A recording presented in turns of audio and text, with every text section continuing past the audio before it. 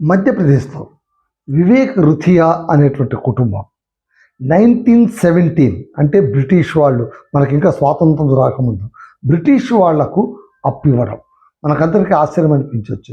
British వాళ్ళకు మనం అప్పు ఇవ్వడం ఏంటి, వాళ్ళే మనం చావుగొట్టి చెవులు మూసి బానిసలుగా మార్చి వాళ్ళు వెళ్ళిపోయారు కదా అంటే ఎస్, అప్పుడు వాళ్ళు కాల్ఫర్ చేశారు. ఏంటంటే కనుక వరల్డ్ వార్ లోన్ కోసం వాళ్ళు చేశారన్నమాట. ఎవరైనా అప్పులు ఇస్తే ఇవ్వచ్చు అని, అంటే వార్ నిర్వహణ కోసం యుద్ధం జరిగింది కాబట్టి. సో ఈ యుద్ధం జరుగుతుంది కాబట్టి ఈ యుద్ధానికి సంబంధించినటువంటి ఎవరైనా మనకు అప్పిస్తే ఇవ్వండి అంటే, అందులోన ఈ వివేక్ రుథియా ఫ్యామిలీకి సంబంధించినటువంటి ఒక వ్యక్తి 35,000 రూపాయలు అప్పుడు అప్పిచ్చాడు. అది మర్చిపోయాడు. వాళ్ళు అప్పు పత్రం కూడా, బాండ్ పేపర్ కూడా ఇచ్చారు. చాలా కాలం తర్వాత అదే కుటుంబానికి చెందిన మనవడైనటువంటి ఒక అబ్బాయి అతను ఏం చేశాడు, బ్రిటిష్ ప్రభుత్వానికి ఇది పంపించాడు. ఇప్పటికి లండన్ మనకు పంపించాడు. ఇట్లా మీ హయాంలోన మీరు తీసుకున్న అప్పు, ఈ అప్పును తీర్చండి అని చాలా ఏళ్ళుగా పోరాడాడు. ఎవరు ఏమి స్పందించలేదు. చివరికి డిఎంఓ, డెట్ మేనేజింగ్ ఆఫీస్ స్పందించారు.